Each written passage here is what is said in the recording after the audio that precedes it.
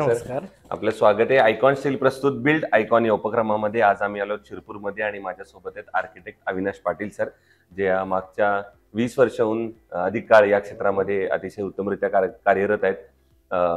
त्यांची स्वतःची एक इंडिव्हिज्युअल आयडेंटिटी आहे. त्याचबरोबर ते एका फर्म बरोबर असोसिएटेड ज्यांनी सुरू केलेली आहे, त्या माध्यमातून सुद्धा कन्स्ट्रक्शनची कामं असतील, आर्किटेक्टची कामं असेल ती करतायत. त्याशिवाय रेसिडेन्शियल बरोबर कमर्शियल प्रोजेक्टचा त्यांचा प्रदीर्घ अनुभव आहे. म्हणजे हॉस्पिटल्स, हॉटेल्स अशा अनेक प्रोजेक्ट्सवर त्यांनी काम केलेले आहे. या सगळ्या त्यांच्या आजवरच्या प्रवासांबद्दल आपण त्यांच्याशी गप्पा मारणार. सर, बिल्ड आयकॉन हा प्लॅटफॉर्मच असा आहे ज्यामध्ये तुमच्यासारख्या तज्ज्ञ म्हणू, आपण प्रतिथयश म्हणू, अशा लोकांकडनं आम्हाला ऐकायचंय. आणि या क्षेत्रात जी नवीन तरुण आर्किटेक्ट येतात, इंजिनियर येतात, त्यांच्यासाठी काही मार्गदर्शक महत्वाची सकारात्मक चर्चा झाली तर ती त्यांच्यासाठी महत्वाची ठरणार आहे. एवढाच या बिल्ड आयकॉनचा उपक्रम आहे. सो आपण थेट गप्पांना सुरुवात करूया. पहिला प्रश्न असा आहे की तुमची शाळा कुठली होती, तुमचं कॉलेज कुठलं होतं, आणि सगळ्यात महत्वाचं म्हणजे इतक्या वर्षांपूर्वी पहिल्यांदा आर्किटेक्ट करावं किंवा आर्किटेक्चरला जावं, या मागची प्रेरणा कुणाची होती, ज्यांच्यामुळे तुम्हाला असं वाटलं की मी पण एक आर्किटेक्ट बनतो? काय सांगाल? माझं नाव अविनाश पाटील आहे आणि मी शिरपूरमध्ये आणि नाशिकमध्ये बिल्डिंग डिझाईन करतो. तर सुरुवातीला माझी शाळा सांगायचं तर माझे वडील इको फर्टिलायझर्समध्ये होते, त्यामुळे मी बऱ्याच शाळांमध्ये शिकलो, 10 ते 12 शाळांमध्ये शिकलो आणि त्यामुळे माझा अनुभव पण वाढला आणि हळूहळू मला हे गाव आवडायला लागलं. म्हणून मी नाशिक आणि शिरपूर इथे काम करायला लागलो. तर सरांनी जो प्रश्न विचारला की तुम्हाला ही कला कशी लक्षात आली, तर माझ्या आई जी होती तिच्या अंगी कला होती आणि त्यातनं मला हे समजलं की आपण एखाद्या गोष्टीला फार वेगळ्या पद्धतीने इमॅजिन करू शकतो, जे नॉर्मल माणूस इमॅजिन नाही करू शकत, किंवा एखादी गोष्ट आहे तिला वेगळ्या वेगळ्या पद्धतीने कसं इमॅजिन करू शकतात ते मला माझ्या आईकडनं कळालं. आणि मग मी हळूहळू त्याला माझा व्यवसाय बनवायला लागलो आणि मग मी त्याचं एज्युकेशन घेतलं आणि प्रत्येक वेळेस वेगळ्या प्रकारची बिल्डिंग बनवावी हा कन्सेप्ट मला माझ्या आईकडनंच मिळाला आणि मग हळूहळू मला त्यातनं नॉलेज मिळालं. मी नागपूरला गेलो, नागपूरला मी माझं एज्युकेशन पूर्ण केलं. त्याच्यानंतर नाशिकला मी एक कॅन्सर हॉस्पिटल आहे, तिथे 8 ते 10 वर्ष काम केलं आणि फार वर्ष काम केल्यानंतर मग ते एकसारखं वाटायला लागलं, म्हणून मी शिरपूरला आलो. मग एक वेळेस मुंबईला गेलो, एक वेळेस नाशिकला आलो आणि एक वेळेस शिरपूरला आलो. पण शिरपूर हे गाव असं आहे, इथं जर कोणी एकदा येतं तर पुन्हा जात नाही. तर ते बाहेरच्या लोकांकरता शिरपूर एकदम लकी असं गाव आहे असं म्हणता येईल, कारण की 10 वर्षापासून मी इथे येतो आणि काम करतो आणि याच्यामुळे बरेचशे लोकांशी माझी ओळख झाली. एक हंबलनेस या गावामध्ये आहे आणि तो पैशापेक्षाही जास्त आहे. पैसे आपण मुंबईला पण कमवतो, पण जो हंबलनेस आहे तो ह्या गावामध्ये आहे. म्हणून मी ते काम करायला सुरुवात केलं आणि सुरुवातीला जे हॉटेल व्यावसायिक होते त्यांनी मला चान्स दिला आणि मग मी रांगेत पूर्ण रोडला जेवढ्या हॉटेल्स आहेत त्या ऑलमोस्ट गावातल्या 90% हॉटेल मी बनवत गेलो आणि त्यांना एक वेगळा, प्रत्येक हॉटेलला स्वतःचा एक आयडेंटिटी क्रिएट केली जी वेगळी होती आणि त्यामुळे ते बऱ्यापैकी चालायला लागले. एक तालुका प्लेसला फार जास्त माणूस करू शकत नाही, पण जे इथले जे पॉलिटिकल लीडर आहेत त्यांनी बऱ्यापैकी आम्हाला इन्फ्रास्ट्रक्चर क्रिएट करून दिलं होतं. आम्हाला त्यांना पुढे वाढवायचं होतं आणि मी ते केलं. इथला जो मोठा मॉल आहे, सिनेमा थिएटर आहे, बिगेस्ट बँक्वेट हॉल आहे, मोठं धार्मिक जे मंदिर आहे ते सभागृह आहे, त्याच्यानंतर ज्या वेगळ्या डिझाईन्स आहेत ते सगळ्या मी क्रिएट केल्या. गावामध्ये वेगळंपण यावं म्हणून माझ्या स्वतःच्या इनिशिएशनने मी गावामध्ये मोठ्या प्रमाणात रोड डिझाईन केले. रोडशी लगत असलेले जे डिवायडर्स आहेत त्याच्यामध्ये मी प्लांटेशन केलं, त्याच्यामध्ये मी डिझाईन्स केले आणि एक तालुका प्लेस वाटणार नाही असं गाव मी क्रिएट केलं. तर आता बऱ्यापैकी लोकांना माहिती झालं की हे वेगळं काम करतात. असा माझा प्रवास आहे. बरोबर. तर खरंच इतका मोठा प्रवास आहे आणि सगळ्यात महत्वाचं इतक्या क्रिएटिव्ह फील्डमध्ये तुम्ही काम करताय. तर त्या मग क्रिएटिव्हिटी पासून सुरुवात करूया. तर पहिली गोष्ट, जसं तुम्ही म्हणाल तसं इतकं क्रिएटिव्ह फील्ड आहे, दरवेळेला प्रत्येक प्रोजेक्ट हा वेगळ्या प्रकारे डिलिव्हर करावा लागतो त्या. तर मग या कल्पकतेला आता तंत्रज्ञानाची जोड इतक्या वर्षात तुम्ही कशी मिळाली तुम्हाला, आणि तंत्रज्ञानाचा या क्षेत्रात कसा फायदा होतो? ओके, बेसिकली जर सांगायचं झालं तर ज्याला डिझाईन म्हणतो ते आतमधनं येतं. तुम्ही बेसिक डिझाईन एक व्हाईट पेपर आणि पेन्सिल याच्याने बनवतात, ती तुमची मूळ संकल्पना असते. तर बऱ्याच लोकांना हे कळत नाही की आपण ते कॉम्प्युटरवर बनवतो. ती मूळ संकल्पना तयार झाल्यानंतर त्याला कॉम्प्युटरच्या वापराने त्याला लाईन लेव्हलमध्ये आणणे, त्याच्या ऑटोकॅडमध्ये सेंट्रल लाईन आणि बाकीचे डिझाईन बनवणे, अशा बऱ्याचशा गोष्टी क्रिएट होतात. तर हळूहळू त्या गोष्टी आपल्याला शिकाव्या लागतात. तर काही लोक पूर्वी हाताने बनवायचे आता ते बऱ्याच तंत्रज्ञानाने बनवतात. त्यानुसार कॉम्प्युटर चेंज झाले, सॉफ्टवेअर चेंज झाले, बनवण्याची पद्धत चेंज झाली, मटेरियल चेंज झाले. नंतर मटेरियलचा सेटिंग टाइम चेंज झाला.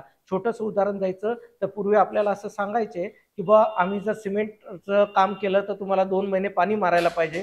पण आज जे सिमेंट आहे किंवा स्टील आहे हे इन्स्टंट तुम्ही 8-15 दिवस जरी मारलं तरी ते क्युरिंग होऊन जातं. तर वेळेनुसार मटेरियलमध्ये पण चेंजेस झाले, स्टीलमध्ये चेंजेस झाले.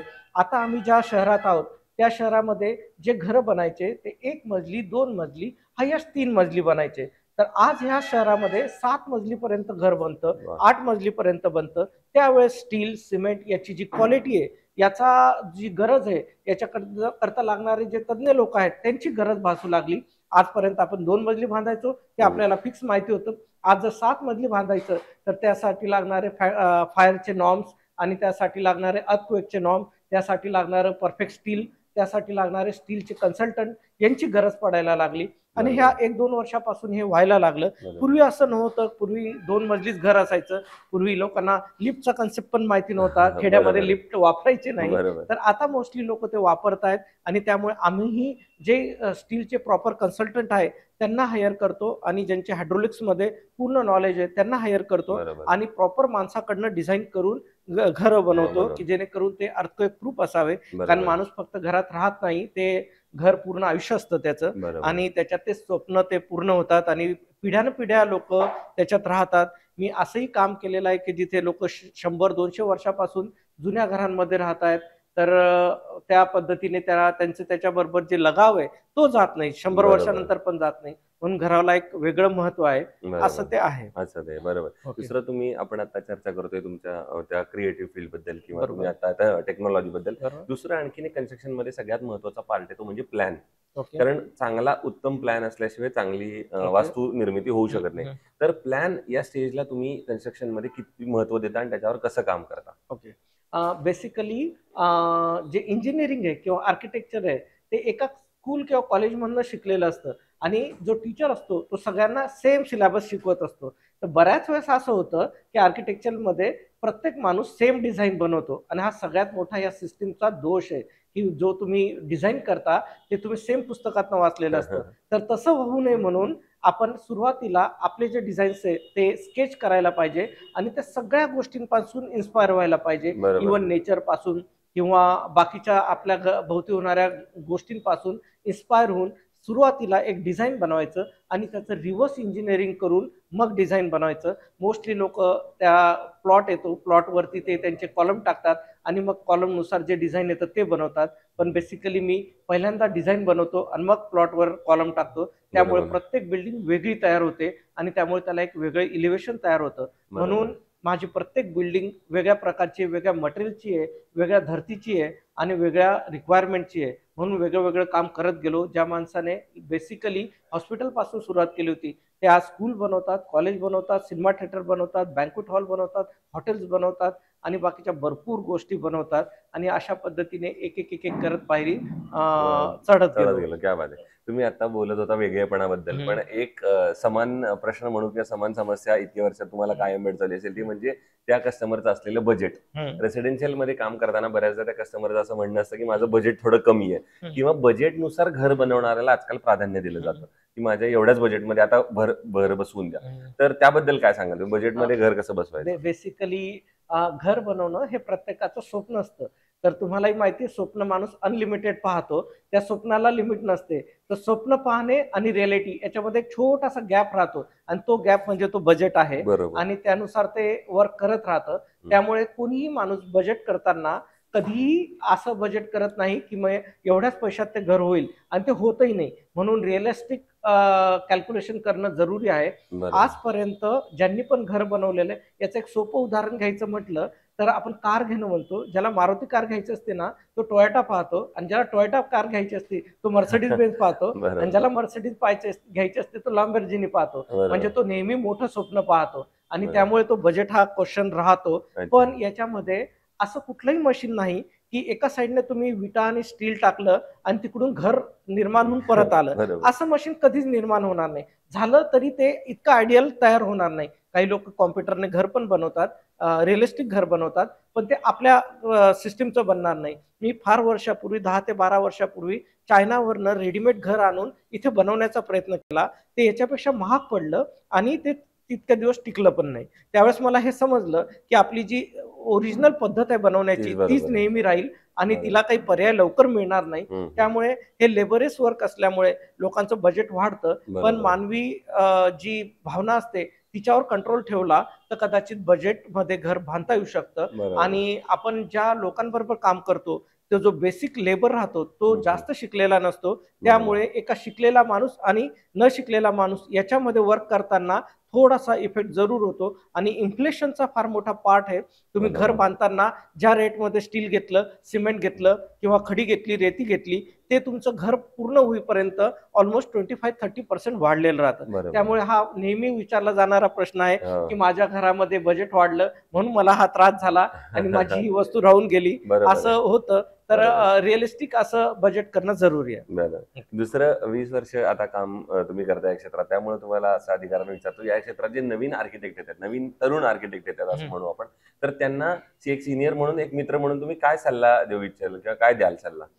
बेसिकली हा प्रश्न फार चांगला आहे, कारण की मी इंजिनिअरिंग कॉलेजला बऱ्याच गोष्टी करता लेक्चरर म्हणून जातो, गेस्ट लेक्चरर म्हणून जातो. त्यावेळेस मला हे लक्षात येतं की ते लोकांना, त्या जे मुलं असतात त्यांना हे वाटतं की हा सिलेबस आहे आणि हा आपल्याला पूर्ण करायचा आहे. बरोबर. त्यांना असं वाटतं की हे आपल्याला एक टास्क दिलेलं आहे, हे पूर्ण करायचं आहे आणि ते फ्री फ्लोने त्याचा आनंद घेऊ शकत नाही. जो आनंद घेतो त्याला मार्क कमी पडतात आणि जो खरंच मार्क पडतो त्याच्याकडे तो कला राहत नाही. बरोबर. तर त्यामुळे आर्किटेक्चर ही फार 50% पर्यंत कला आहे आणि 50% पर्यंत त्याच्यामध्ये सायन्स आहे किंवा आर्ट आहे. बरोबर. तर ते 50% तो समतोल ठेवणं फार जरुरी आहे.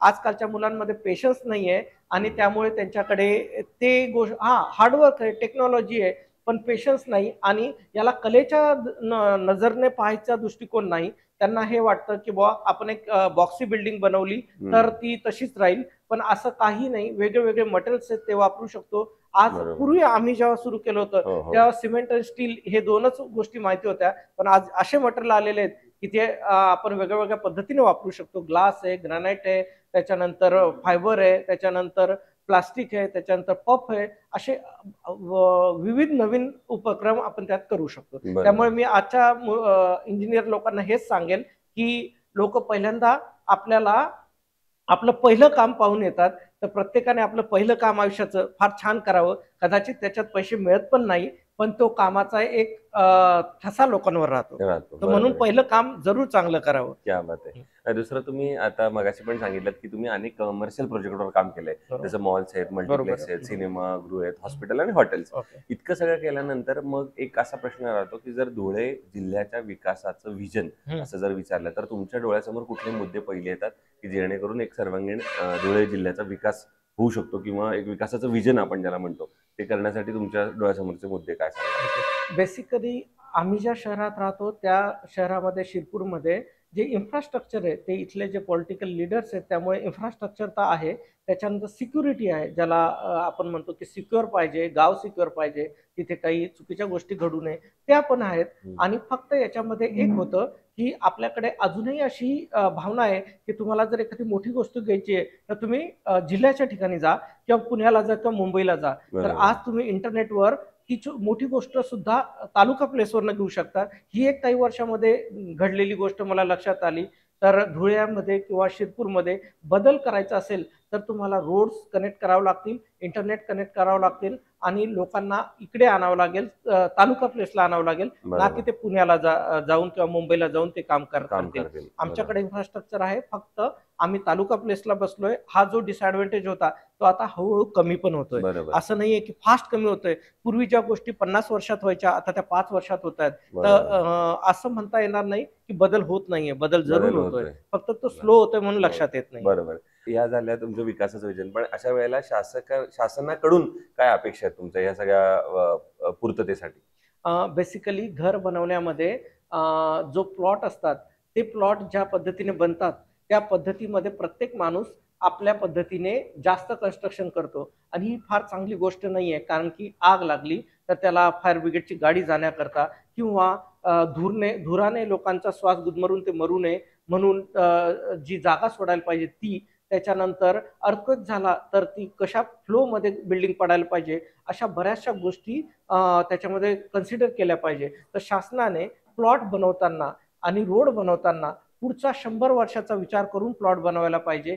ते त्या माणसाच्या जागेनुसार प्लॉट बनवायला नको किंवा बरोबर. जागेनुसार रोड बनवायला नको. जसं चंदीगड शहर आहे हे प्री प्लॅन बनवलेलं आहे आणि त्यामुळे आता त्याच्यामध्ये काही प्रॉब्लेम येत नाही. तसं जर प्रत्येक शहर किंवा तालुका नवीन पद्धतीने डिझाईन केला तर असं होणार नाही. तुम्हाला जर माहिती असेल की बुवा आपल्याला एवढंच बनवायचं आहे तर कदाचित अतिक्रमण होणार नाही. होणार नाही, बरोबर आहे. आता इतके शेकडो प्रकल्प पूर्ण केल्यानंतर जर मी असं विचारलं, एखादा आयकॉनिक प्रोजेक्ट सांगा जो प्रोजेक्ट करताना तुम्हाला पैशाबरोबर एक आनंद मिळाला, समाधान वाटलं किंवा अभिमान वाटला की अरे माझ्या हातून हे काम झालं. तुम्ही स्वतः क्रिएटिव्ह काम करता त्यामुळे तुमची प्रत्येक प्रोजेक्टच नवीन तुम्ही देण्याचा प्रयत्न करता, पण असा एक प्रोजेक्ट याच्यात मी खूपच वेगळं काहीतरी केलं, नवीन केलं, मला आनंद झाला, असा एक प्रोजेक्ट. तसे मी 3 सांगेल, कारण की प्रत्येक माणसाला कमर्शियल व्ह्यू असतो एक आणि एक चॅरिटेबल व्ह्यू असतो आणि एक स्वतःचं सॅटिस्फॅक्शन असतं. तर चॅरिटेबल व्ह्यू करता मी नागेश्वरला जे काम केलं, जे डेव्हलपमेंट केली, तो माझा एक चांगला प्रोजेक्ट आहे. त्याच्यानंतर कमर्शियल व्ह्यूने पाहिलं तर मी इथे एक मॉल बांधला ज्याच्यामध्ये हॉटेल्स आहे आणि बँक्वेट हॉल आहे, त्याच्याबद्दल मला एक आनंद आहे. आणि जर तिसरं म्हणायचं म्हटलं तर मी इथे जे स्कूल बनवल्या ज्याच्यामुळे पुढे जाऊन त्याचा पुढच्या पिढीला उपयोग होईल, त्याचा एक मला आनंद. बरोबर. दुसरं, सिमेंट आणि स्टील हे 2 महत्वाचे भाग असतात या कन्स्ट्रक्शन इंडस्ट्री मधले. तर त्यातलं स्टील निवडताना तुम्ही काय पॅरामीटर्स चेक करता किंवा काय बघता की हे जर असेल गुणवैशिष्ट्य तर हे स्टील चांगलं आहे? ओके. बेसिकली आम्ही जेव्हा लहान होतो त्यावेळेस आम्हाला असं सांगण्यात आलं की टाटा नावाच्या कंपनीचं स्टील सगळ्यात चांगलं असतं म्हणून.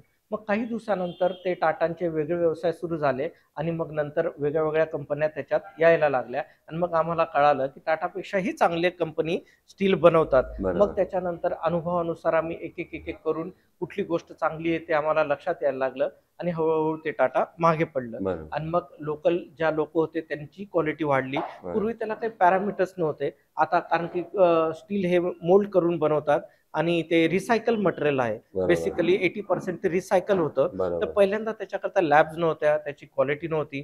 आज काही जे नामांकित लोक आहेत त्यांच्याकडे एकदम चांगलं तंत्रज्ञान आहे, सायन्स आहे, ज्यात ते त्याची सगळ्याची टेस्ट करू शकतात की हे चांगलं आहे का वाईट आहे हे पाहू शकतात. त्यामुळे त्याच्यानंतर आता जे मार्केटमध्ये जालन्याहून येतं किंवा नागपूरहून येतं किंवा दुसऱ्या काही खनिज पदार्थांपासून बनवलेलं येतं, त्याच्यामध्ये बेसिकली आयकॉन स्टील आहे. त्याच्यानंतर दुसरे 2-3 लोक आहेत जे जालन्याला बनवतात आणि हळूहळू सुरुवातीला लोक त्यांना एक्सेप्ट करत नव्हते, पण आज कळतंय की ते खरंच चांगले लोक आहेत आणि चांगलं करतात. तर बेसिकली आता बिल्डिंग उंच झाल्यामुळे आम्हाला स्टील आणि स्टील कन्सल्टंट या दोघही गोष्ट लक्षात ठेवावं लागतात. बरोबर आहे. दुसरं, आयकॉन स्टील तुम्ही आजवरच्या कुठल्या प्रकल्पात वापरले का यापूर्वी? तुमचा अनुभव कसा होता? ओके. आयकॉन स्टील आणि त्याचे जे डीलर आहेत त्यांच्याशी आमची पहिल्यापासून ओळख आहे आणि आम्ही बेसिकली पहिल्यांदा आम्ही लोकांना सांगतो की तुम्ही ब्रँडेड स्टील घ्या. तर ब्रँडेड स्टील जेव्हा आम्ही घेतो त्यावेळेस आयकॉनचं नाव येतं किंवा दुसऱ्या 2-3 कंपन्यांचं नाव येतं. तर ब्रँडेड स्टील घेतल्यामध्ये आपण जे अभ्यास करायला पाहिजे तो ऑलरेडी कंपनीने केलेला असतो. त्यामुळे आपला तो वेळ वाचतो की ही मोठी कंपनी आहे आणि यांनी सगळ्यात लॅबमधनं टेस्ट केलेला आहे, तर एक ॲश्युरन्स असतो. आपण टाईल्स खराब झाली तर पुन्हा लावू शकतो, पण स्टील खराब झालं तर पुन्हा घरामध्ये त्याला जाऊन लावू शकत नाही. त्यामुळे मी प्रत्येकाला असं सांगेल की स्टील घेताना 2 पैसे न वाचवता, सिमेंट घेताना 2 पैसे न वाचवताना ज्याची तुम्हाला हिस्ट्री माहिती आहे आणि ज्याचे तुमचे लॅब रिपोर्ट आहे अशीच वस्तू घ्यावी असं मी म्हणतो. ते आयकॉन करतंय आणि बऱ्यापैकी ज्यांचे ब्रँड अँबॅसिडर जे आहेत ते अमिताभ बच्चन आहे आणि अमिताभ बच्चन ही एक ब्रँड नाही आहे, ती एक ट्रस्ट आहे. लोकांना इतक्या वर्षापासून त्या माणसाचा जो ट्रस्ट आहे तो आयकॉन बरोबर जुळलेला आहे. त्यामुळे आपण असं म्हणू शकतो की हे पण स्टीलचे अमिताभ बच्चनच आहे. वा वा, क्या बात आहे. हो, सो हे होते आर्किटेक्ट अविनाश पाटील सर आणि त्यांनी जसं बॉलिवूडचे शहंशाह अमिताभ बच्चन यांचं कौतुक केलं, पण माझ्या मते मला त्यांचं कौतुक आता या प्रसंगी करावं असं वाटतंय. कारण त्यांनी सांगितलं सगळ्यात महत्वाचा मुद्दा की मोठ्या शहरामध्ये जाऊन छोटं काम करण्यापेक्षा छोट्या शहरामध्ये या आणि तिथं काहीतरी मोठं काम करा की ज्यामुळे त्या शहराच्या विकासामध्ये आपलं एक महत्वाचं नाव निर्माण होईल, आपला एक ठसा निर्माण होईल आणि ते काम तुम्ही महत्वाचं करताय. सो येणाऱ्या आगामी काळात असेच उत्तमोत्तम आयकॉनिक प्रोजेक्ट तुमच्या हातून घडावेत याच माझ्याकडून आणि आयकॉन स्टील दोघांकडून मनपूर्वक शुभेच्छा. Thank you very much. भेटू.